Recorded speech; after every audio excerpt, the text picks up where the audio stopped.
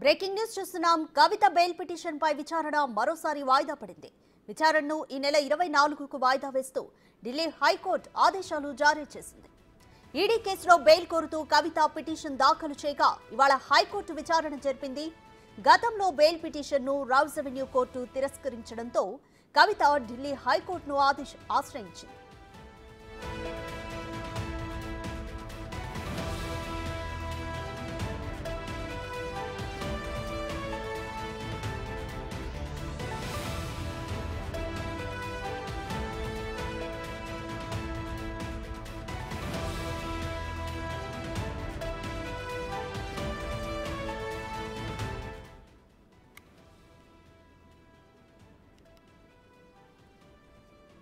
కవిత bail petition పై విచారణ మరోసారి వాయిదా పడింది. విచారణను ఈ నెల 24కు వాయిదా వేస్తూ ఢిల్లీ హైకోర్టు ఆదేశాలు జారీ చేసింది. ఈడీ కేసులో బెయిల్ కోరుతూ కవిత పిటిషన్ దాఖలు చేయగా ఇవాళ హైకోర్టు విచారణ జరిపింది. గతంలో బెయిల్ పిటిషన్ను రౌజ్ అవెన్యూ కోర్టు తిరస్కరించడంతో కవిత ఢిల్లీ హైకోర్టును ఆశ్రయించింది.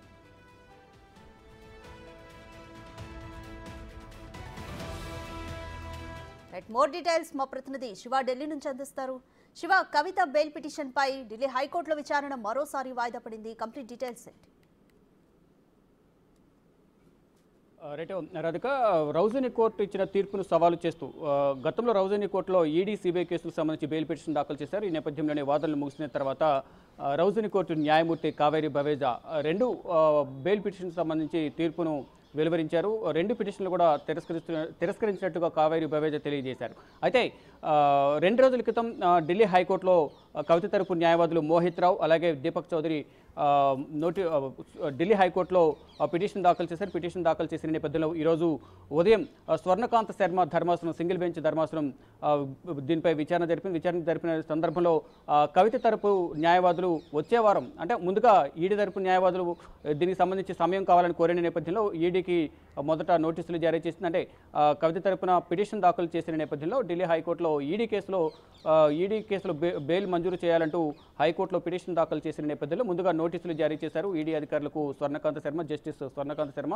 వారు కొంత సమయం కావాలని కోరిన నేపథ్యంలో వచ్చే వారానికి ఇది వాయిదా వేయాలంటూ కవిత తరపు న్యాయవాదులు కోరిన నేపథ్యంలో వచ్చే వారం కుదరదు, మాకు కొంత సమయం కావాలంటూ కూడా ఈడీ కోరిన నేపథ్యంలో 24కు కేసును వాయిదా వేశారు. అంటే ఈడీ కేసులో బెయిల్ పిటిషన్పై విచారణ అనేది 24వ తేదీన కొనసాగబోతుంది. దీనిపై విచారణ అనేది 24వ తేదీన జస్టిస్ స్వర్ణకాంత శర్మ విచారణ చేపట్టబోతున్నారు. ఈలోపు కౌంటర్, అంటే ఇటు కవిత తరపు న్యాయవాదులు దాఖలు చేసిన పిటిషన్పై కౌంటర్ పిటిషన్ అనేది 24 లోపు వేస్తారు. వేసిన తర్వాత 24వ తేదీన ఈ బెయిల్ పిటిషన్పై విచారణ కొనసాగే అవకాశం కనిపిస్తుంది. ఇక ఇప్పుడు అందిన తాజా సమాచారం ప్రకారం చూసుకుంటే కనుక సిబిఐ కేసులను ఢిల్లీ హైకోర్టులో పిటిషన్ దాఖలు చేసినట్టు తెలుస్తుంది.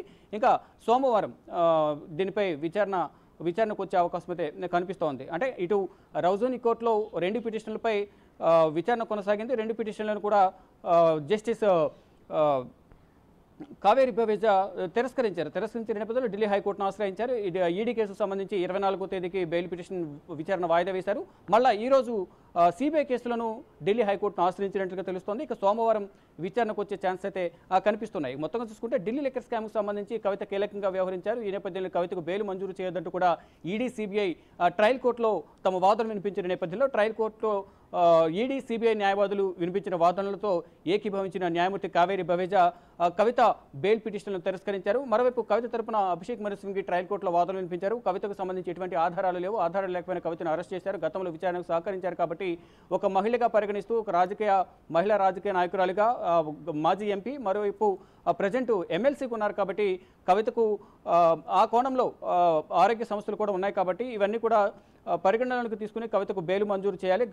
ఫ్యూచర్లో భవిష్యత్తులో ఇంకేమైనా విచారణ చేయాల్సి ఉంటే అన్ని విధాల విచారణకు సహకరిస్తారంటూ కూడా కవిత తరపున న్యాయవాది అభిషేక్ మను సింఘ్వి తన వాదనలు వినిపించారు. కానీ అభిషేక్ మను సింఘ్వి వాదనలను పరిగణనలోకి తీసుకోకుండా ఈడీ సిబిఐ వాదనలకు ఏకీభవించి కవిత బెయిల్ పిటిషన్ తిరస్కరించారు. ఈ నేపథ్యంలోనే ఢిల్లీ హైకోర్టును ఆశ్రయించారు. ఈరోజు ఢిల్లీ హైకోర్టులో ఈడీ కేసుకు సంబంధించి బెయిల్ పిటిషన్పై విచారణ 24కు వాయిదా వేశారు. మరోవైపు సిబిఐ కేసులను ఢిల్లీ హైకోర్టులో పిటిషన్ దాఖలు చేసిన నేపథ్యంలో దీనిపై సోమవారం విచారణకు వచ్చే అవకాశం కనిపిస్తుంది. ఇక ఈడీ కేసులో తన కుటుంబ సభ్యులకు సంబంధించి తన చిన్న కుమారుడు ఆరోగ్య సమస్యలు ఎదుర్కొంటున్న నేపథ్యంలో తనకి తల్లి అవసరం ఎంతో ఉంది, భయపడుతున్నాడు, ప్రజెంట్ డాక్టర్ల పర్యవేక్షణలో ఉన్నారు కాబట్టి అతన్ని చూసుకోవడానికి తానే వెళ్ళాలి అనేది కవిత కవిత పిటిషన్ దాఖలు చేసినట్టు తెలుస్తుంది. ఈ మరోవైపు తనకు కూడా ఆరోగ్య సమస్యలు ఉన్నాయి, ఇవన్నీ కూడా దృష్టిలోకి పెట్టుకుని నాకు బెయిల్ మంజూరు చేయాలంటూ కూడా ఈడీ కేసులో పిటిషన్ దాఖలు చేసినట్టు తెలుస్తుంది. దీనిపై 24వ తేదీన ఢిల్లీ హైకోర్టులో స్వర్ణకాంత శర్మ బెంచ్ విచారణ చేపట్టబోతుంది. రాధిక రైట్, ఇక సిబిఐ కేసులోనూ బెయిల్ పిటిషన్ దాఖలు చేశారు కదా, బెయిల్ పిటిషన్లో ఎటువంటి అంశాలను పేర్కొన్నారు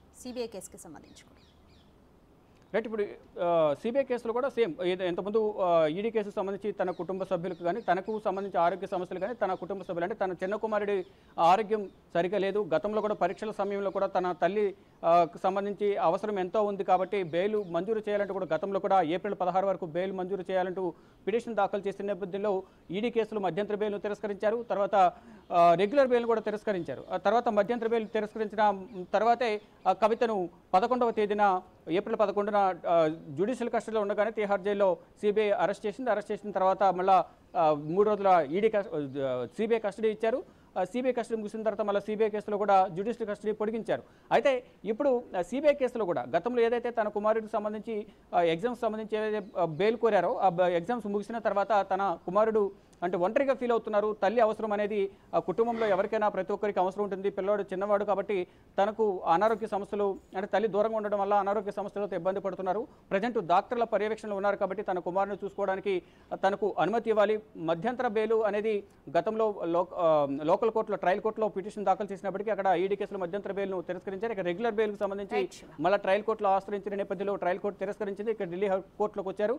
ఇక్కడ కూడా సేమ్ ఈడీ కేసులు ఏవైతే అంశాలను మెన్షన్ చేశారు ఇక్కడ సిబిఐ కోర్టులోను అదే సిబిఐ కేసులోను కూడా అవే అంశాలను మెన్షన్ చేసినట్లు కూడా మనకు సమాచారం అయితే అందుతుంది. మొత్తంగా చూసుకుంటే తనపై ఎటువంటి ఆరోపణలు అంటే కేవలం ఆరోపణలు మాత్రం వచ్చాయి కాబట్టి ఇప్పటి వరకు ఈడీ కానీ సిబిఐ కానీ ఎటువంటి మనీ లాండరింగ్కి సంబంధించి కానీ ముడుపుల చేతులు మారడాయి అనే దానికి సంబంధించి ఆర్థిక లావాదేవీలకు సంబంధించి సింగిల్ పైసా కూడా గుర్తించలేదు కాబట్టి ఎటువంటి ఆధారాలు లేకపోయినా తను అరెస్ట్ చేశారు కాబట్టి విచారణకు సహకరిస్తాను, నా ఆరోగ్య సమస్యలను మరోవైపు తన కుమారుడి అనారోగ్య సమస్యలతో బాధపడుతున్న నేపథ్యంలో ప్రజెంట్ డాక్టర్ల పర్యవేక్షణలో ఉన్నాడు కాబట్టి అతను చూసుకోవడానికి నాకు బెయిల్ మంజూరు చేయాలంటూ కవిత ఇటు ఈడీ సిబిఐ కేసులో కూడా బెయిల్ పిటిషన్ దాఖలు చేశారు. ఈడీ కేసులో మే 24వ తేదీన జస్టిస్ స్వర్ణకాంత శర్మ బెంచ్ విచారణ చేయబడుతుంది. మరోవైపు సిబిఐ కేసులో కూడా బెయిల్ పిటిషన్ దాఖలు చేసిన నేపథ్యంలో దీనిపై విచారణ అనేది సోమవారంకు విచారణ వచ్చే అవకాశం కనిపిస్తుంది. తర్వాత సిబిఐ కూడా కౌంటర్ పిటిషన్ దాఖలు చేసేందుకు మరికొంత సమయం కోరే అవకాశం అయితే ప్రధానంగా కనిపిస్తోంది. Radhika, thanks for the update.